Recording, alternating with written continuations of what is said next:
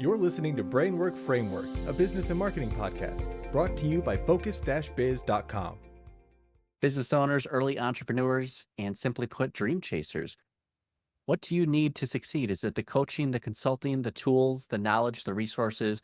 With us today is Kevin Palmieri, who is with Next Level University Podcast. He's a founder, a CFO, a speaker, a podcaster, and a podcasting coach. So we're so excited to get some of his tips and tricks and learn about his experience. Kevin, thank you for joining us today. Chris, thank you very much for having me. I appreciate it. Hopefully I can live up to the introduction and not let everybody down. Absolutely. Want to set those expectations right off the bat, but I love your energy, love what you're about. Tell us more about your entrepreneurial journey. What were you doing before, and how did that bring you into what you're doing today? Yeah, as much as I'd love to say I was the guy doing the paper route and selling candy bars in school, that was not me. I didn't go to college.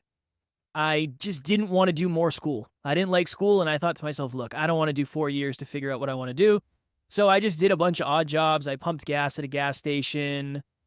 I cleaned floors and toilets at a hospital, truck driver, forklift operator, all the things, all the manual labor things you could do. I eventually got a job in an industry called weatherization, and it was our job to go into large buildings and make them more energy efficient. And I was like, this is awesome because I'm making way more money than I ever have. I think this is what I'm going to do forever. This is going to be great. Went through a really rough breakup, went through some mental health struggles, and I ended up getting to the end of the most successful financial year I ever had. And I realized that I was living unconsciously. I had no idea what I was doing. I don't know why I'm acting the way I am and why I'm not acting the way I'm not. Realized the opposite of unconscious is hyperconscious. So in 2017, I started a podcast called the Hyperconscious Podcast. And that was my first ever dipping my toe into entrepreneurship and marketing. And I wasn't really doing any of that. I wanted to talk into a microphone with cool people, much like I get to do with you today. I just fell in love with it. I just fell in love with podcasting. I loved it. I loved talking into the mic. I loved interviewing people. I loved just being out there and impacting people. So the next year, I ended up having a moment of suicidal ideation where I was just miserable at life. I didn't like my job. I wanted to podcast full time. And I ended up leaving my job in 2018. So 2018, I got thrown into the deep end of entrepreneurship. I had $10,000 in the bank, and I had, I don't know, maybe 50 episodes at that point or 60 episodes. And that was it. I was off to the races with my business partner, Alan, who I think you've talked to. I think you might have talked to Alan or you're going to. I'm not sure. That was it. I had no sales experience. I had no marketing experience. I never wanted to be or considered myself an entrepreneur. I didn't think I could possibly be a business owner. And this journey has been probably more about self-awareness for me than anything. And that's why we talk about self-awareness in our podcast every single day. I love that. What an incredible journey. It just kind of shows the peaks and the valleys of entrepreneurship within this journey. All you had was this dream and this idea, and you weren't sure how you were going to accomplish it just yet, but you were willing to take that leap of faith. Now, what you're doing today, you're helping other entrepreneurs and dream chasers realize their dreams. What does that look like? I mean, there's a ton of people who are trying to make something happen, but I think they lack focus and clarity. How do you help bring that to them and kind of get them to that next level? Yeah, it's interesting because we have a group coaching session tonight. So I'm thinking in my mind, all right, what are we talking about tonight? How can I connect that to this? I think most of it's the internal stuff. I really do, because most people are emotionally driven. I don't know the exact stat, but I think it's like 75 to 80% of people the estimation is they're emotionally driven humans. I think emotionally driven humans like myself need different advice than somebody who is super strategic. So usually what we tend to do is we tend to dive into the human being because the human being is going to dictate the level of success in a business, in a relationship, in anything, in any journey. So it usually starts with understanding, who do you think you are? Who do you want to think you are? And who are you really? Let's get down to that baseline, because in the beginning, I probably thought I was good at certain things that I wasn't. I probably thought I was really bad at certain things that maybe I was better than I thought I was.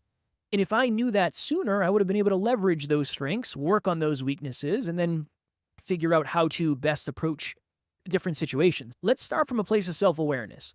Who are you? Who do you think you are? Who do you want to think you are? Who are you really?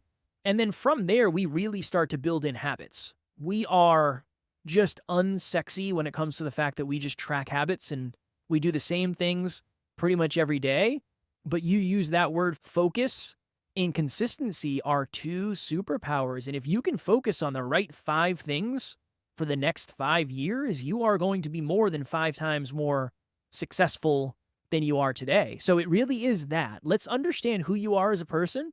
Let's understand the strategies that you might not know you need to practice yet.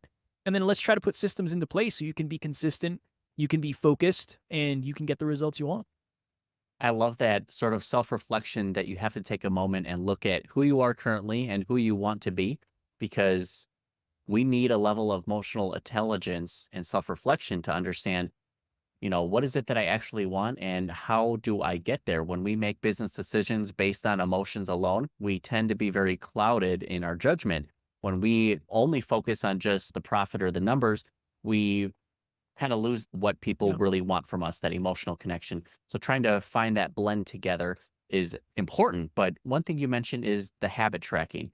When it comes to habit tracking, are there tools out there that we should be looking to or resources that would be helpful for others in their journey?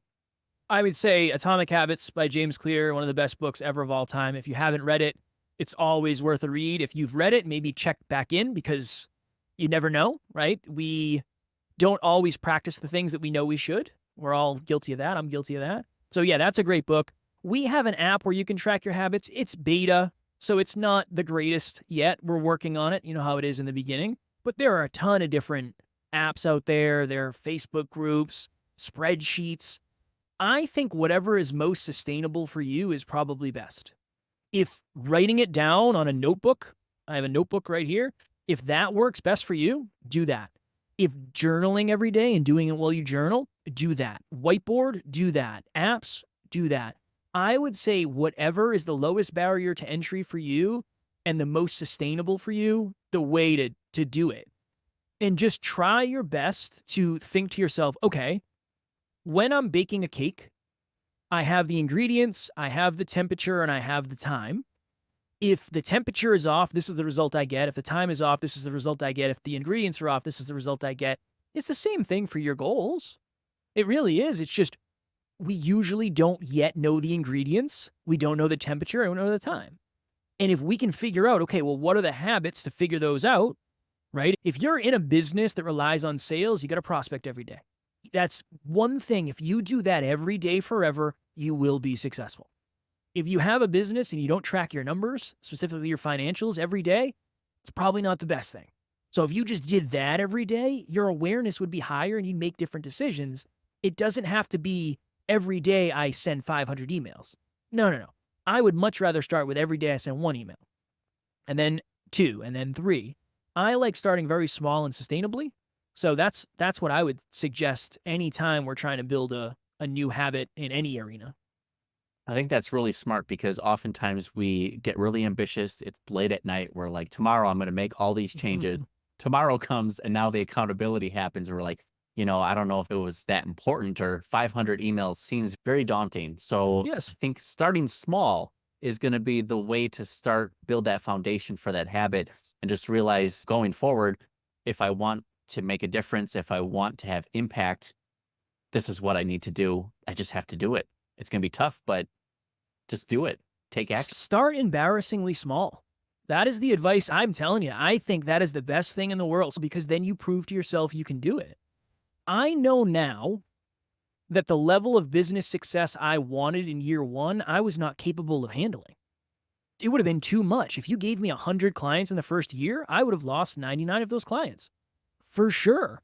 Because I didn't have the habits yet. I didn't have the systems yet. I didn't have the belief yet. I didn't have the momentum. I didn't have the self-awareness, the self-development. So starting small doesn't look sexy and it doesn't sound sexy. And it's probably not going to be a viral reel on social media, but you might win if you do it that way. I truly believe that. Right. I'm just imagining now a YouTube thumbnail, like, here's how you can get a client in the next 3 months by sending Right. one email a day. It's like, oh, it Yeah. doesn't really connect with me It's there. not But the same.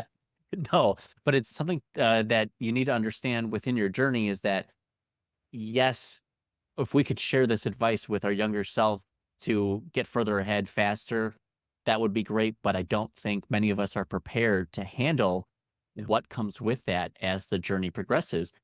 My business goals, just like yours, and what I actually did day to day was much different 5 to 10 years ago versus what I'm doing today. And I think that just comes along as we're ready for it within our own life journey, within our business journey is really important. Now, with your podcast, you've grown this to something that many people are aspiring to do. I hear people all the time, I want to start a podcast. I want to monetize my podcast. And I think people kind of underestimate the challenges and how difficult that might be to attain that. Can you Mm. tell us more about what your experiences were from when you first started with your podcast and where it is today and what advice you can share with other entrepreneurs? Yeah. Last month we crossed 1 million listens and $1 million. We crossed 1 million listens and $1 million on the same day. Which is, Congratulations. I appreciate that so much. The odds of that, I don't know, but I feel like it's got to be pretty low. In the very beginning, I was unaware. I was naive. I thought it was going to be easy. I thought, yeah, you do a podcast episode, you talk about coaching, and people reach out. That's probably the way it works, right? Because you know what? That's what everybody tells me. Everybody says that's how it works. And that didn't work at all. So we didn't make any money as a business for the first 2 years. The first 2 years were, okay, let's practice our craft. Let's try to build in some systems. Let's figure out who we are as podcasters in the marketplace. And let's just work on ourselves. Let's work on our characters. Then when it was time to get clients, our approach has always been coaching. I'm not interested in running ads. I'm not interested in doing sponsorships. That's just not the way we want to do it. So I reached out to 5 people I knew listened to the podcast. And I said, hey, I'm interested in coaching. I've never done it before. Would you like to be coached by me for free? I'll coach you for free for 2 months. And at the end of the 2 months, you don't have to sign up. I don't need a testimonial or anything. If you enjoy it, you can keep going. And everybody said yes. And then at the end of the 2 months, everybody stayed with me. So at that point, I think I was charging like $50 a call. So I was making $250 a week. And for me, that was life-changing money because I was broke. I had no money. I'd burnt through all my money. So at that point, I was broke, and that was the thing. And then from there, it was like, okay, when demand got high enough and supply was limited, it went to $75, then $100, then $150. That's really how that started. It was out of necessity. I had no strategy in the beginning. I didn't know how to do this. Then when things really started to take off, one of my mentors said, hey, can you help me start my podcast? You know what equipment to get and the microphone and all that? And I said, yeah, of course. I can help you with all that. And then he referred me to someone who was our first ever podcast production client. And that was like, it was crazy to me. I couldn't believe somebody was going to pay me to help them with their podcast. And that's become one of the biggest parts of our business. So that was wild. But it really was, let's not chase too many shiny objects. Let's figure out, like, what are our 3 things we're going to do? Coaching, consulting, and speaking. There's not much else. We don't do much else other than those 3 things. How do we get as good at those as humanly possible? And then how do we put the systems in place? So the first 3 years were relatively no money. It was terrible. And then in the last 2 years, we made more money than we did in the previous 5. But that's how it's supposed to go as you elevate and as things become more and more exponential. Last thing I'll say on this, I think now the path that most people want to take when it comes to monetizing podcasts is the path that everybody else takes. But also the path that everybody else takes is lined with people who didn't make it. Most of us aren't going to be Joe Rogan. Most of us aren't going to be Huberman Lab. We're just not, and that's okay. I'm not saying that to put anybody down. I'm not going to be that. I'm not going to be Joe Rogan as much as I wanted to in the beginning. Don't be afraid to be creative and have outside of the box ways to make money and monetize and build community. You don't have to do it the way everybody else is. I suggest you don't. Because if everybody else is doing it that way, it's actually harder, not easier, because there's more competition and more demand for that. So just my 2 cents. No, that's fantastic. I think it's a testament to that determination and understanding the early stages when you first start out. It may not be profitable. It may not be what others consider to be successful. However, if you stick with it and you actually narrow your focus down a little bit more, getting your first few clients, it's easier than you might think. Many people want to go for the highest ticket offer. I know what I have and it's going to be great. It's going to be amazing. And I'm going to just make 50K a month right off the bat. 5 clients, 10K a piece, easy peasy. But I don't think they realize it's going to be this process that you need to go through, kind of similar to like what Costco does with a free sample or a loss leader within marketing. Get people to try out what you're offering. One, you can find out if there's demand for what you're offering. You can see how good you are at it. And then from there, okay, was the 2 months valuable enough to where someone is willing to pay? Supply and demand takes place, and suddenly here you are today with over 1 million listeners making $1 million. I mean, this is the life. This is what people are trying to get, but I don't think they realize the struggle that it takes to get to that point initially. Well, even now, Chris, my life is harder than it's ever been. So I'm the most fulfilled I've ever been. This is my 7th call of the day or something like that. I don't know. And there's WhatsApp groups out the wazoo that I'm in every day. And there's business meetings. Like there's a lot going on. So even now, it's not like we've made it. We've gotten to a goal and then we reset the goals. And now the journey begins again. And this is the other thing too. And I don't know, maybe I'm weird in this. I think when you're pricing something, you shouldn't price it based on how much money you want to make. You should price it based on the value it delivers to the end user. If every restaurant was like a high-end restaurant, nobody would go out to eat. There are people who are a McDonald's brand. That's okay.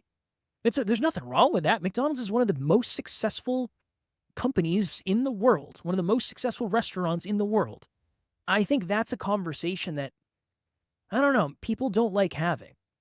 I don't know if I'm ever going to have a $10,000 course unless I know it can bring you $10,000 of value. That's a different conversation. But it has to start from that, not how much do I want to make from this course? I think $14,997 is the number. If it delivers $15,000 of value, I'm for it. But I do think that's one of the reasons a lot of people fail is they think, I'll start something, podcast, YouTube channel, business, marketing agent, whatever, and I'll charge $5,000 a client. I only need 5 clients and I'll be balling. It's not easy to get 5 clients at $25,000 a month. I cannot believe it is. I just can't.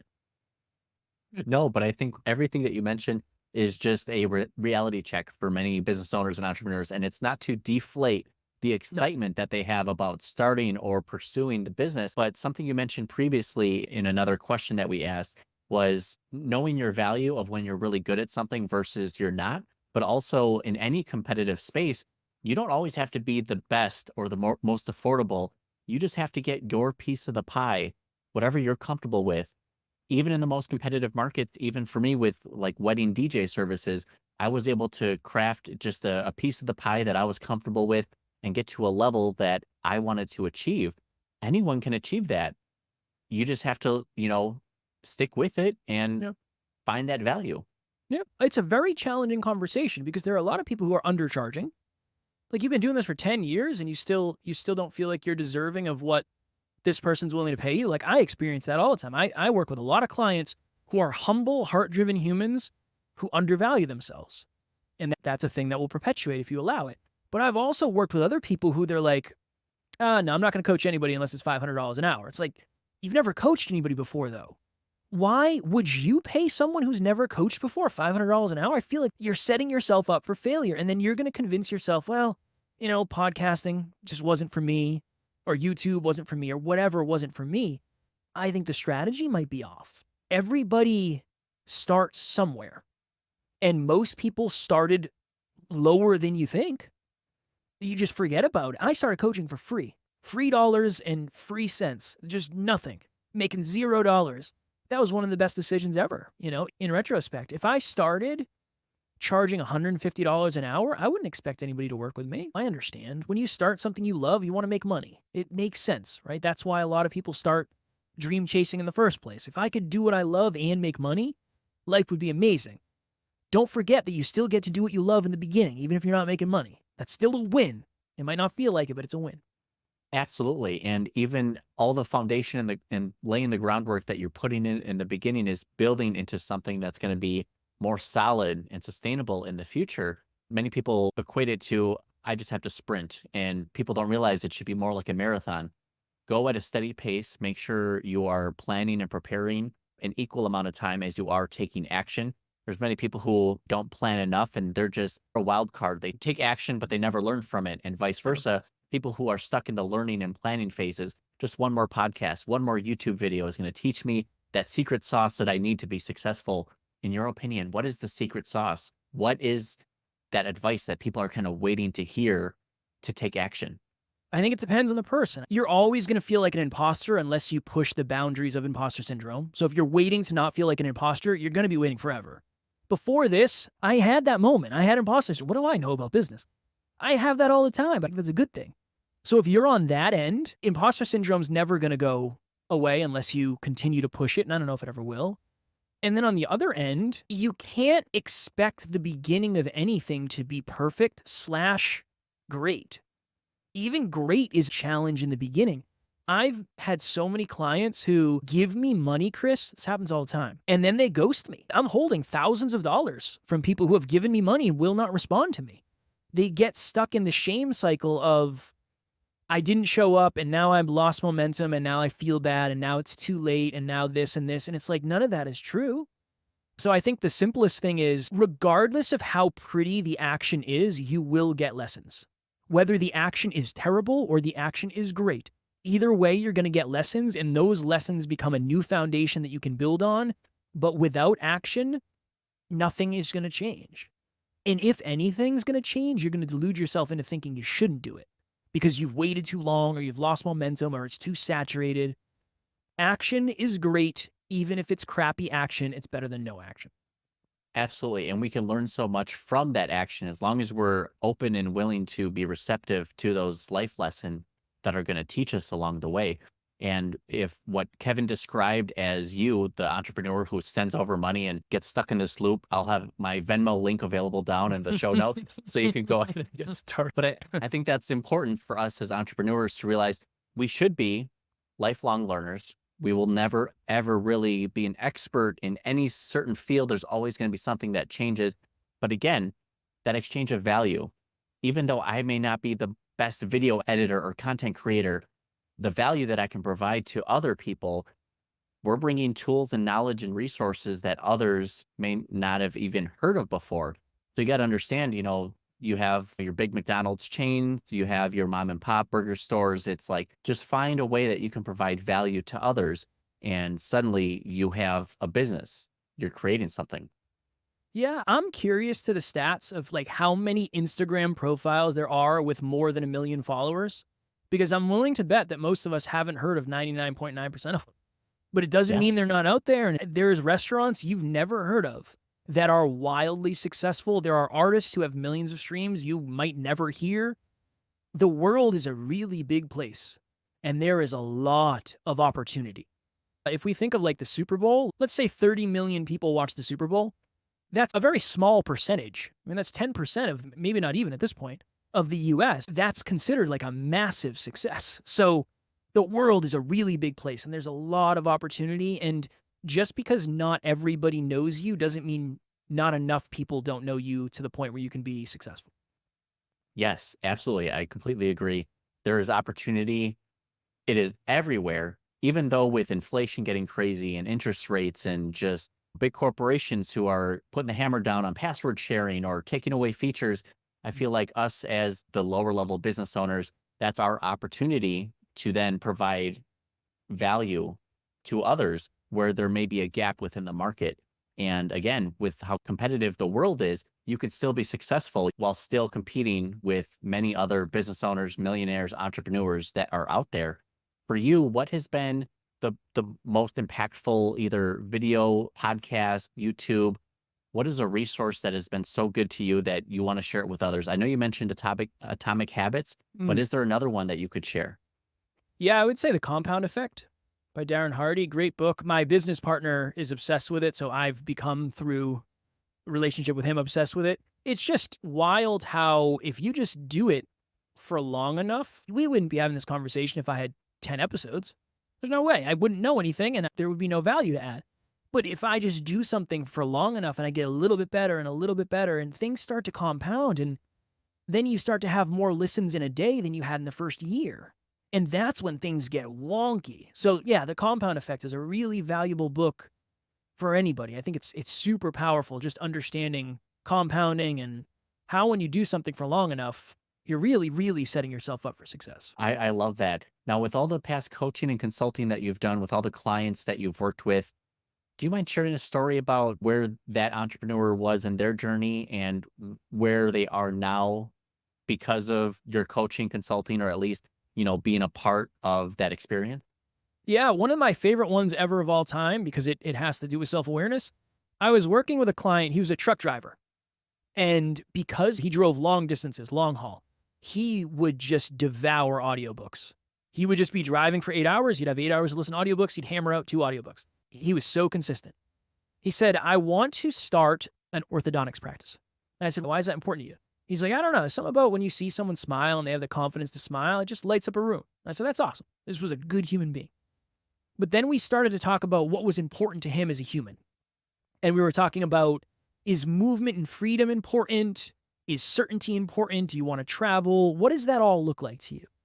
And we got to the place where he said, no, for me, movement and freedom, being able to go wherever I want, whenever I want, not being tied to anything, that's super important to me.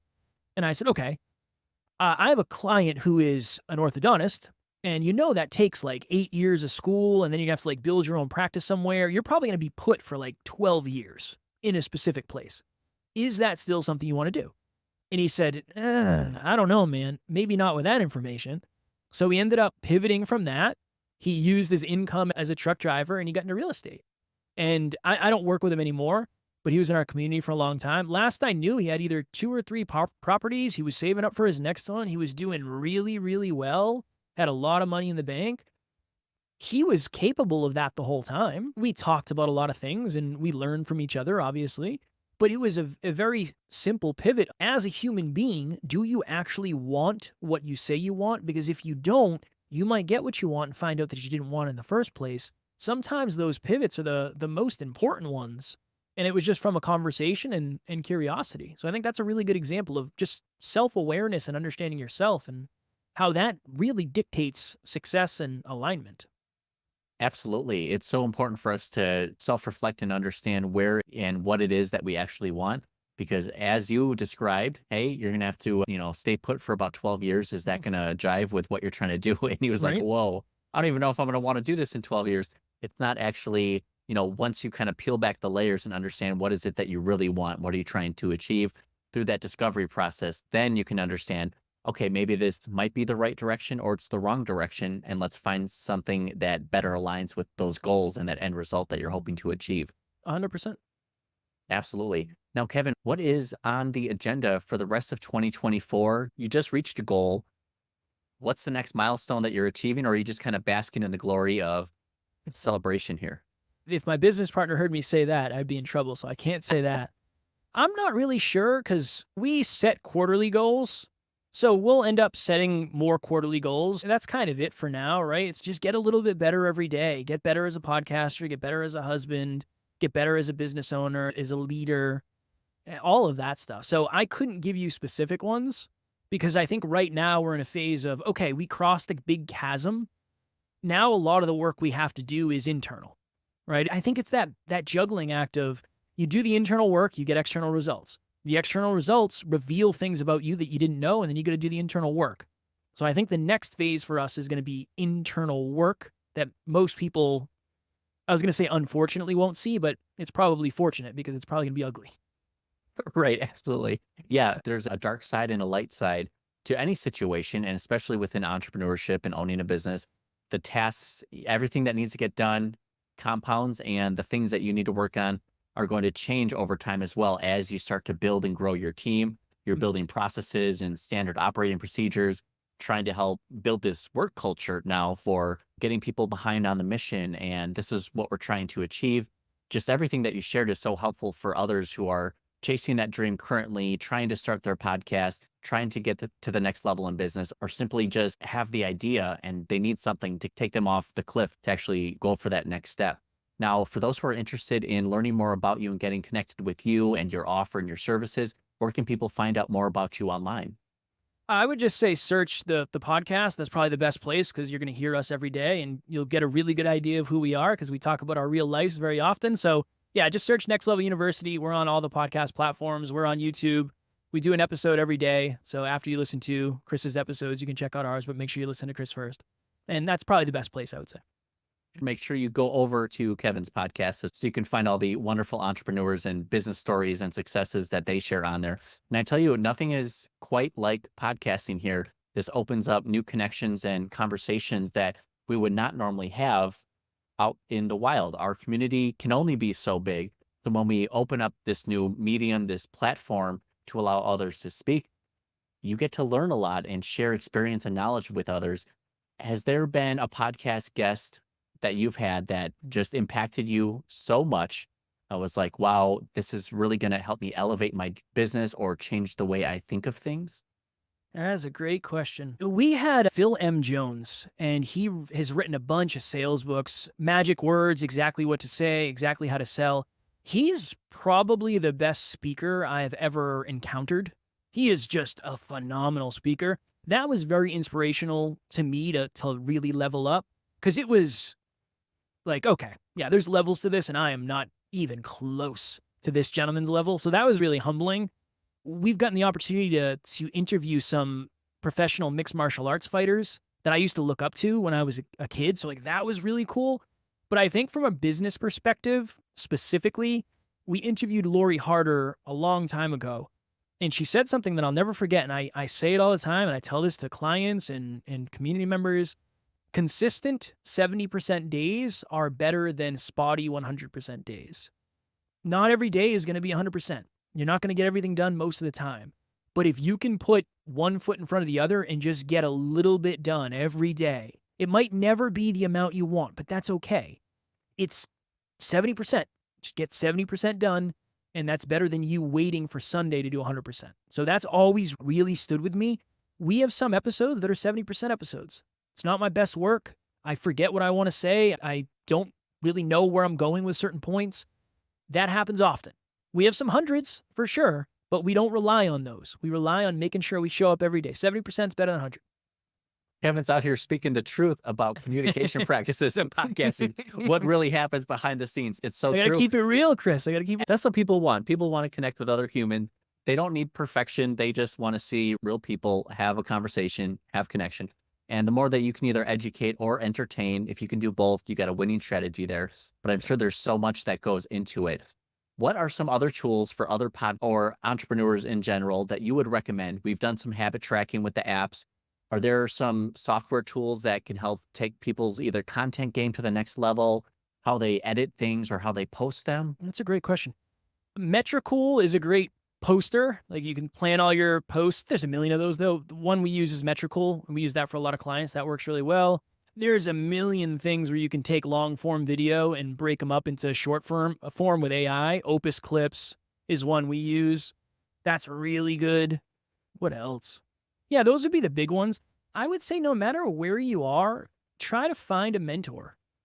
That's never going to go out of style. I think it's getting harder because it's easy to flex on social media with a rented car and, here's my course on how to do it. So maybe you have to vet your mentors a little bit better, but having a mentor is a game changer.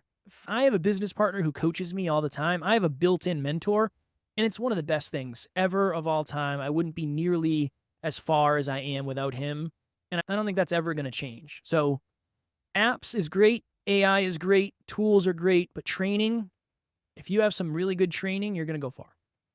Absolutely. There's no doubt that there are so many coaches and consultants out there who are excited to show you their reel and try to get you through the funnel into their course. And like you said, you have to do some vetting. You want to understand what it is that you're looking for.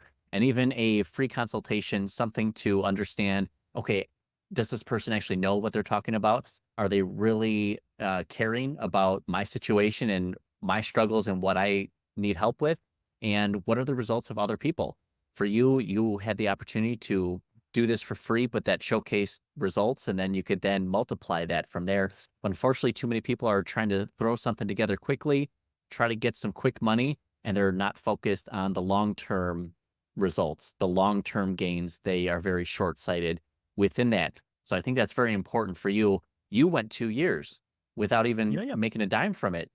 Chris, I don't want to do it again. It was brutal, but I learned a lot of lessons. The times I got best at aligned sales and marketing and business was the times I had the least money. So I don't know if I could go back and change that. I don't know if I would, because it facilitated necessity that I didn't have before. And I had to learn things that I didn't know yet. And I think when your back is up against the wall, you get creative. Now, is everybody getting creative in aligned ways? Not necessarily, right? But you still get creative. And it's up to you to figure out what's aligned and what's not. Kevin, you and I both, I think when our backs are against the wall and we're running out of money, we realize, oh crap, I need to figure something out here. And Yes, that sir. really motivates us to actually take that next step and be consistent so that we can actually get some results. Now, Kevin, I'm sorry, but we're almost out of time here. Is there any other advice, tips, or tricks that you want to share with our audience here? I would say this is a quote that helps me a ton. I think one of the biggest misconceptions is that where somebody is today is where they have been forever, and where we are today is where we're going to stay forever. I had a call right before this. It was a free call, and this person's now a client. Go figure, right? Free call, client. Where I told this person, look, I'm 7 years ahead of you. You have 40 episodes. I have 1,700 episodes. Of course, things are going to look different for me. And I said, but you need to sit with this. You're 40 episodes in, and you already have more downloads than we had in our first year. Don't look at where I am compared to where you are. If you're going to compare, look at where you are compared to where I was at the same time. You're ahead of me. I think that is one of the best things. I know comparison is dangerous, but if you're comparing accurately, at least it's maybe a little less harmful. So that is what I would leave with. That's fantastic. And I think it's so important for us to understand where we are and where we're going to be, vice versa with other people in their journey. You, in your situation, can actually help elevate them more quickly, but they need to understand they're not going to fast track 7 years of hard No. work and dedication, in a very short amount of time. But you can definitely help accelerate those results for them, which is why that mentorship, the coaching and consulting can be so important for people. Well, what if I have a $19,000 course? Maybe that'll do it. Maybe that 7 years and 7 seconds. I don't know. Sounds pretty good. Sounds pretty good. Hey, as long as the value is being received, it's reciprocated, and you can charge whatever you want. I appreciate it. I don't know if that's it for me, but I guess we'll see in the future. Absolutely. But Kevin, we appreciate you taking the time. We are 1 out of 7 calls that you've had today. We appreciate you sharing your knowledge and your brain with us here on the podcast. Thank you for your time, and congratulations on your past success and your future success, Kevin. Thank you. You are a wonderful host. You're a wonderful human. I could chat with you all day. I'm a huge fan of you. Sounds great. We will get you on for round 2, maybe a year from now, to see how things have gone. I'm and in. Maybe you'll have surpassed the 2 to 5 million mark. Who knows? I Whatever your goals hope are. so. I hope so. I love it. Keep up the great work, Kevin. We appreciate it. Thank you so much. Thank you, my friend.